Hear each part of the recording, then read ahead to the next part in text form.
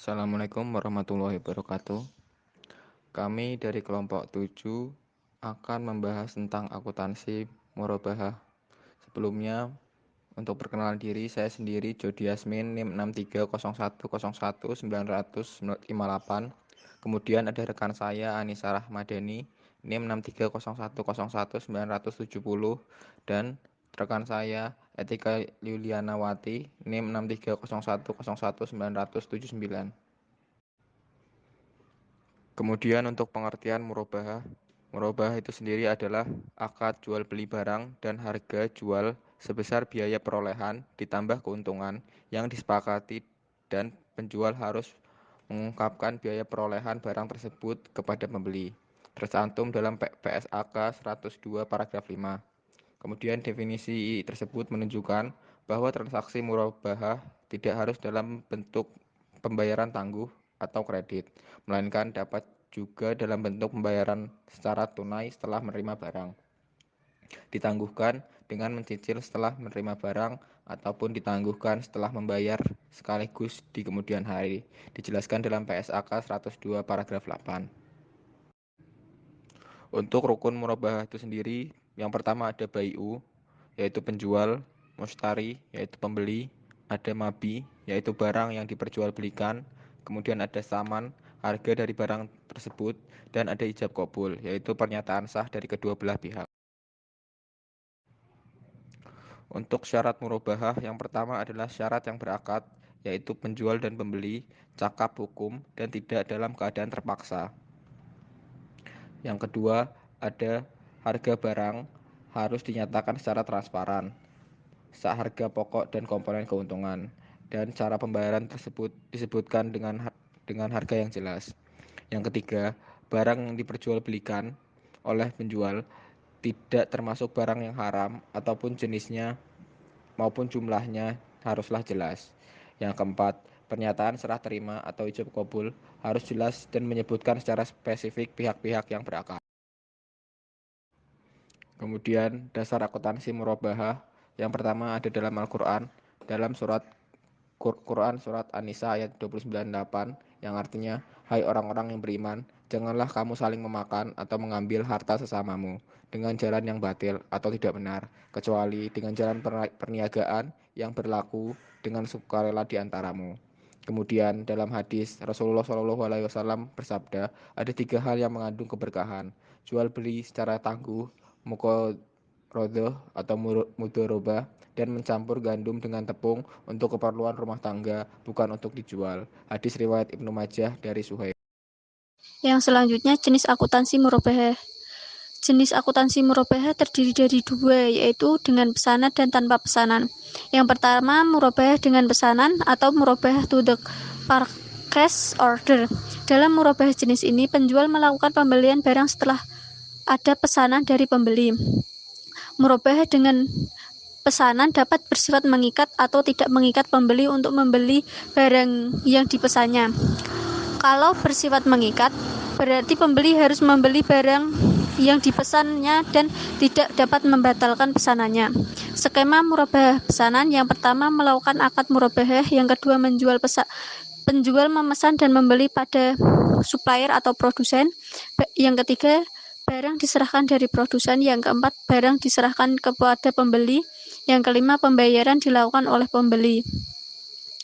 Yang kedua, murabahah tanpa pesanan atau murabahah jenis ini bersifat tidak mengikat.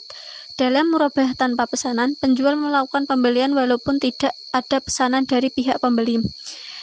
Skema murabahah tanpa pesanan: yang pertama, melakukan akad murabahah; yang kedua, barang diserahkan kepada pembeli; yang ketiga, pembayaran dilakukan oleh pembeli. Yang selanjutnya, karakteristik murabahah. Yang pertama, pengadaan adalah proses pengadaan barang murabahah atau aktiva murabahah harus dilakukan oleh penjual. Yang kedua, perwakilan adalah jika penjual hendak mewakilkan kepada nasabah atau wakalah untuk membeli barang dari pihak ketiga. Akad jual beli harus dilakukan setelah barang menjadi milik penjual. Yang ketiga, uang muka adalah penjual dapat meminta uang muka pembelian kepada pembeli sebagai bukti keseriusan ingin membeli barang tersebut. Yang keempat, diskon. Diskon adalah jika penjual mendapat diskon sebelum akad, maka diskon tersebut menjadi hak pembeli. Apabila diskon diberikan setelah akad, maka diskon yang didapat akan menjadi hak pembeli atau hak penjual sesuai kesepakatan. SPAK 102 pada hakikatnya, diskon pembelian adalah hak pembeli, sehingga akan lebih baik jika perjanjian menyatakan diskon setiap akad murabah menjadi hak pembeli.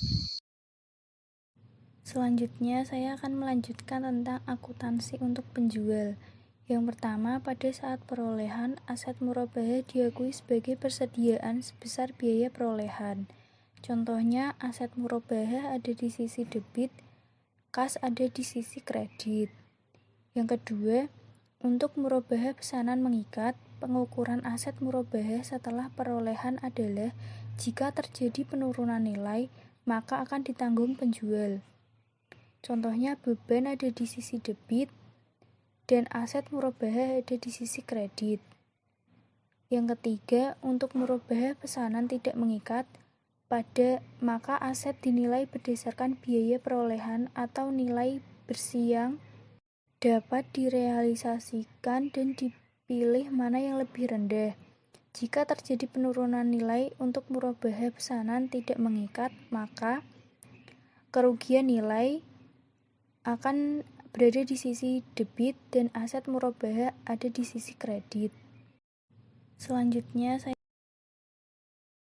untuk kelanjutannya yang keempat, kewajiban penjual kepada pembeli atas pengembalian diskon tersebut akan tereliminasi pada saat dilakukan pembayaran kepada pembeli, sehingga jurnalnya utang berada di sisi debit dan kas berada di sisi kredit, atau akan dipindahkan sebagai dana kebijakan jika pembeli sudah tidak dapat dijangkau oleh penjual, sehingga jurnalnya utang berada di sisi debit, kas berada di sisi kredit, dana kebijakan kas berada di sisi debit, dan dana kebijakan potongan pembelian berada di sisi kredit.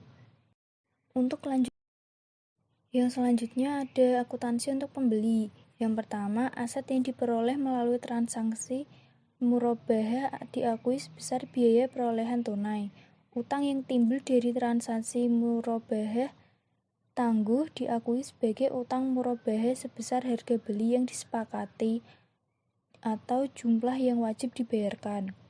Selisih antara harga beli yang disepakati dengan biaya perolehan tunai sebagai beban murabah tangguhan. Contohnya, aset berada di sisi debit, beban murabah tangguhan berada di sisi debit, lalu beban utang murabah ada di sisi kredit. Yang kedua, beban murabah tangguhan diamortisasi secara proporsional sesuai dengan porsi pelunasan utang murabah. Contohnya, utang murabah berada di sisi debit, kas di sisi kredit, beban di sisi kredit, dan beban murabah tangguhan berada di sisi kredit. Yang selanjutnya, untuk kelanjutannya, diskon pembelian yang diterima setelah akad murabah, potongan pelunasan, dan potongan utang murabah diakui sebagai pengurang beban murabah tangguhan. Contohnya, kas berada di sisi debit, lalu beban murabah tangguhan berada di sisi kredit. Jurnal untuk potongan pelunasan dan potongan utang murabah.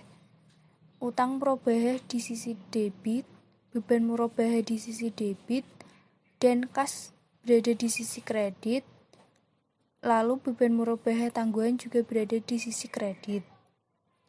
Yang keempat, denda yang diakibatkan kelalaian dalam melakukan kewajiban sesuai dengan akad diakui sebagai kerugian. Kerugian denda berada di sisi debit, kas atau utang berada di sisi kredit. Sekian presentasi dari kelompok kami, kurang lebihnya mohon maaf. Wassalamualaikum warahmatullahi wabarakatuh. Untuk kelanjutan